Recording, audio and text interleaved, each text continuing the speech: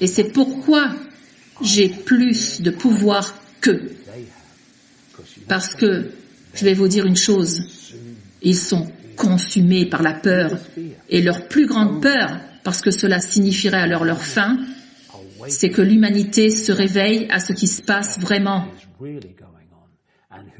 Et qui est vraiment en contrôle? Ils ne peuvent exercer leur contrôle que si la population cible ne le sait pas. Une fois que nous avons pris conscience de cela, la partie est terminée. Et c'est pourquoi j'ai un pouvoir plus puissant qu'eux, et ils le savent. Et nous avons tous un pouvoir plus puissant qu'eux. Mettez la peur de côté. Arrêtez de vous poser des questions sur les conséquences. Et vous verrez où se trouve le vrai pouvoir. Et ce n'est pas du côté des psychopathes. Ça semble si clair. Ce que vous venez de dire semble si évident, David. Mais la peur paralyse tant de gens parce qu'ils s'inquiètent de toutes ces conséquences, de la mentalité timbre-poste dont vous parlez depuis 30 ans. Et donc il y a toutes les raisons pour lesquelles ils ne devraient pas faire ce qu'ils devraient faire. Et c'est ce qui les arrête. Mais ils sont à deux doigts de le faire. À deux doigts, oui. Ils sont prêts à sortir de la boîte et dire « Qu'est-ce que vous avez? Vous n'avez rien. Je n'ai rien à craindre. Je suis ici en tant qu'être infini dans une conscience infinie. Alors allez-y. Et alors vous réaliserez qu'ils n'ont aucun pouvoir. » Posez-vous une question. Si besoin, la peur vous la posera. Quelles sont les conséquences si je n'accepte plus cette merde? D'accord. Posez une autre question. Quelles sont les conséquences si j'accepte? Et autant que vous le sachiez tout de suite, les conséquences, si vous vous laissez faire, sont infiniment plus grandes que si vous cessez de subir. Ainsi, quand les gens se libèrent de la peur, y compris la peur de la mort, qui paralyse tant de gens, peur de la mort, mais la mort n'existe pas, c'est juste un transfert de points d'attention. C'est ça la mort, c'est une conscience infinie. Une fois que vous avez lâché prise sur la peur, plus rien ne peut vous arrêter, vous contrôler, plus rien ne peut s'imposer à vous. C'est la peur qui intervient. Et quand vous n'avez plus peur, elle ne peut rien faire. Alors, allez-y, vous ne me faites pas peur. Et vous voulez savoir une chose? Eh bien, ça n'arrivera jamais. Pour une raison quelconque, j'ai un flash d'un vieil épisode de Star Trek, David, celui avec William Shatner, l'original. Et il y avait cette entité extraterrestre qui terrorisait toute la flotte de l'Enterprise. Et cela a déclenché leur propre haine et leur peur. Et quand le capitaine Kirk s'en est rendu compte à la toute dernière scène, il a dit « Oh, c'est de cela dont ils ont peur !» Et ils se sont tous mis à rire et l'entité s'est littéralement évaporée sous leurs yeux et ils se sont rendus compte qu'il s'agissait en fait de tout petits insectes insignifiants qui prirent alors la fuite.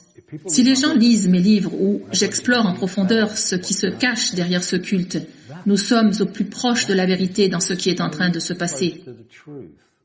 Si vous cherchez encore plus loin, c'est exactement ça qui est en train de se passer. Et un de leurs leviers consistant à nous maintenir dans la peur est qu'ils doivent diviser pour régner. Ils nous ont donc divisés sur la question raciale, sur la sexualité, sur les opinions politiques et sur tout le reste. Et si nous pouvions juste trouver la paix, si nous pouvions être en paix avec ceux qui ont des points de vue différents des nôtres,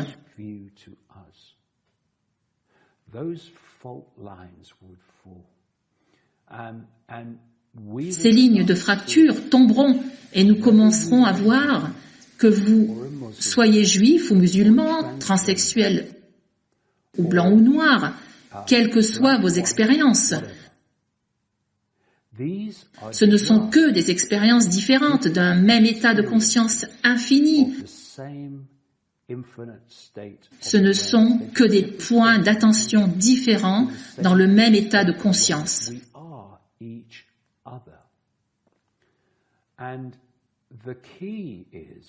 La clé est de croire ce que vous voulez croire, mais sans chercher à l'imposer à quelqu'un d'autre.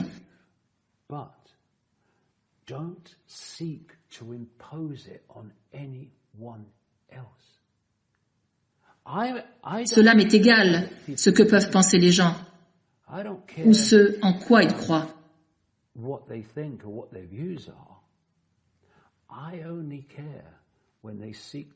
Ce qui m'inquiète, c'est lorsque l'on cherche à imposer aux autres ses idées. C'est là que les problèmes commencent. Alors, pourquoi ne pourrais-je pas m'asseoir avec un musulman et un juif, un chrétien et un hindou, et être en désaccord avec leur système de croyance, parce que je n'adhère à aucun d'entre eux? Et pourtant, nous avons juste une discussion amicale. Pas besoin de conflit, pas besoin de se battre. Il y a juste que je ne suis pas d'accord avec vous. Oh, je ne suis pas d'accord avec vous, mais ce que vous dites est très intéressant. Il y a des vérités dans ce que vous dites et je peux vous comprendre, mais je n'adhère pas à votre système de croyance. Quoi qu'il en soit, prenons une tasse de thé et discutons. Ravi de vous avoir rencontré. Nous pourrons discuter à nouveau une prochaine fois. Il n'y a donc pas besoin de conflit. Les conflits arrivent et divisent lorsque chacun essaie d'imposer ses croyances aux autres ou à moi, c'est là que le conflit survient. Mais l'une des grandes choses qui doit se produire pour que nous nous réunissions, c'est que les gens doivent trouver la paix et permettre aux autres d'avoir des opinions différentes. Car nous sommes l'expression de tout ce qui est, a été et sera. Et ce que je veux dire par là, c'est que nous sommes l'expression de toutes les possibilités. De toutes les possibilités. Alors que diable faisons-nous à insister pour que tout le monde partage un sens du possible que nous avons en chacun de nous? Nous avons affaire à toutes les possibilités et nous devrions célébrer la vraie diversité. Et non pas cette foutue illusion de diversité du woke. Nous devrions célébrer la vraie diversité et célébrer l'unicité, la spontanéité et les différentes façons de voir les choses, et les différents angles de vue. Nous devrions célébrer cela afin d'apprendre les uns des autres. Mais quand vous dites « j'ai raison », c'est la mentalité du woke qui est orchestrée par le 1% d'ailleurs. Et elle est financée par des milliardaires comme Soros. C'est pourquoi, Brian, par définition, si j'ai raison et que vous me dites quelque chose de différent, c'est que vous devez avoir tort. Et si vous avez tort, quelle importance si vous n'avez pas la liberté d'expression? Vous avez tort, n'est-ce pas? Mais quand nous disons que tout le monde a le droit d'avoir son opinion, que tout le monde a le droit d'avoir son point de vue, et qu'il n'y a personne qui a tout à fait raison et personne qui a tout à fait tort, c'est juste une question de degré. Quand nous disons ça, nous sommes en paix. Nous pouvons être en désaccord avec la façon dont nous voyons le monde et être en parfaite harmonie les uns avec les autres. Car quelles que soient nos étiquettes et les divisions dans les lignes de clivage qu'ils utilisent pour nous diviser, ce culte à chacun d'entre nous dans son viseur. Ne le voyez-vous pas maintenant? Les hindous sont enfermés, les chrétiens sont enfermés, les juifs sont enfermés. Réveillez-vous, bon sang. Que ce soit enfin le temps où nous prenons conscience du caractère fallacieux de tout ça. Et que nous comprenions enfin que nous nous sommes laissés diviser et diriger par leurs croyances et notre croyance en « j'ai raison ». Et donc personne d'autre ne devrait pouvoir avoir une opinion différente de la mienne. C'est ainsi que fonctionne la secte. Elle monte des groupes les uns contre les autres, les envoie se combattre les uns les autres. Mais s'ils levaient les yeux, ils se rendraient compte que ce sont les mêmes mains qui tiennent toutes les ficelles, pendant que nous nous battons ici-bas. Réalisons ensemble ce qui se passe et où cela nous mène, et arrêtons de nous diviser. Nous sommes tous dans le même bateau et nous en sortirons ensemble. Ce qui m'a le plus marqué lors de notre dernière conversation, David, il y a 3 semaines, c'est à la toute fin, quand vous avez dit « Chacun doit se faire sa propre opinion et faire ce qu'il ressent ». Et c'est le contraire de ce que dit toute personne ayant un plan, toute secte, tout gouvernement, toute entreprise. Ils vous disent tous quoi faire. Faites ça parce que c'est comme ça, parce que j'ai raison. Mais voilà David Icke qui arrive et qui vous dit « Faites ce que vous avez dans le cœur. Faites ce que vous pensez être juste. Oui, faites ce que vous savez être juste. Et vous apporterez une contribution unique, parce que c'est ce que vous êtes, unique. Vous contribuerez à vous en sortir. Mais le panurgisme n'est pas une opinion, car c'est par le consentement que nous en sommes là où nous en sommes. J'ai reçu un appel de quelqu'un cette semaine et il m'a dit « Comment est David ?» J'ai fait une pause et j'ai dit « David est un grand homme. » Et je pense que c'est ce que vous êtes, David, un grand homme. C'est très gentil, mais nous sommes tous géniaux. C'est juste que la plupart des gens ont oublié. Ils pensent juste être un type qui va régler sa note au service de vente à emporter. Non, mon gars, c'est juste une expérience. Vous êtes tout ce qui a été et sera jamais, ainsi que toute cette puissance et toute cette créativité, vous l'avez en vous, qui n'attend qu'une seule chose, c'est que vous vous ouvriez à lui afin que vous vous libériez de cette bulle de l'illusion des 5 sens. Et alors vous vous rendrez compte que vous n'êtes pas seul à la caisse et que vous n'êtes pas facturé au service de vente à emporter. Et à ce moment-là, ce monde changerait d'une manière que nous n'aurions pu imaginer. Je pense que c'est exactement là où nous allons en rester aujourd'hui, David. Je vais vous serrer la main. Et vous n'avez pas intérêt à me donner le Covid-19, qui n'existe pas. C'est symbolique. David, s'il vous plaît. Faites attention à vous, continuez à faire ce que vous faites. Si les gens veulent découvrir cette liste de docteurs, rendez-vous sur le site davidicke.com. Si vous souhaitez visionner nos 4 conversations précédentes, rendez-vous sur le site London Real TV. Comme je l'ai dit, prenez soin de vous, David.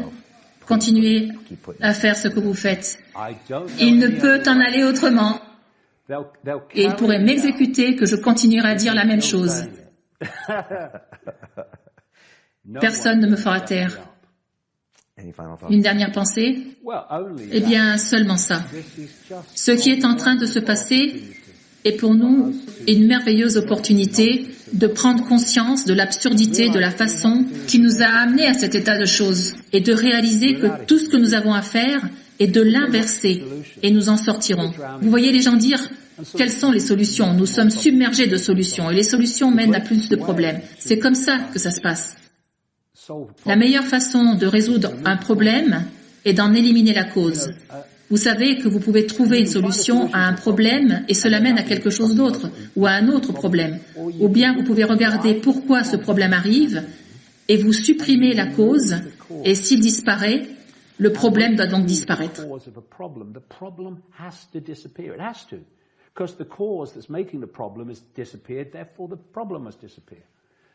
Et le consentement au pouvoir, l'illusion du pouvoir, c'est ce à quoi nous avons affaire ici. Et la solution n'est pas, vous savez, faites ceci, faites cela, combattez ceci, combattez cela. C'est arrêter de consentir à l'illusion du pouvoir et refuser que cette illusion du pouvoir vous divise et de faire ce que vous avez à faire quand vous savez que ce n'est pas ce que vous devriez faire.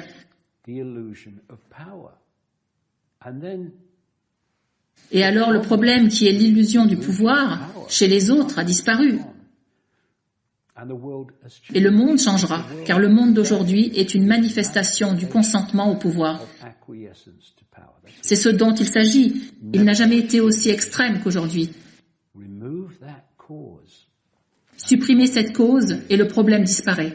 Et ce sera cette secte qui devra alors patienter avec les autres dans ces files d'attente infernales pour du papier toilette. J'attends cette réalité avec impatience, David. À bientôt, qui sait. Merci beaucoup. C'est ça. Merci, David. Merci, Brian. Vous êtes génial. Super entrevue.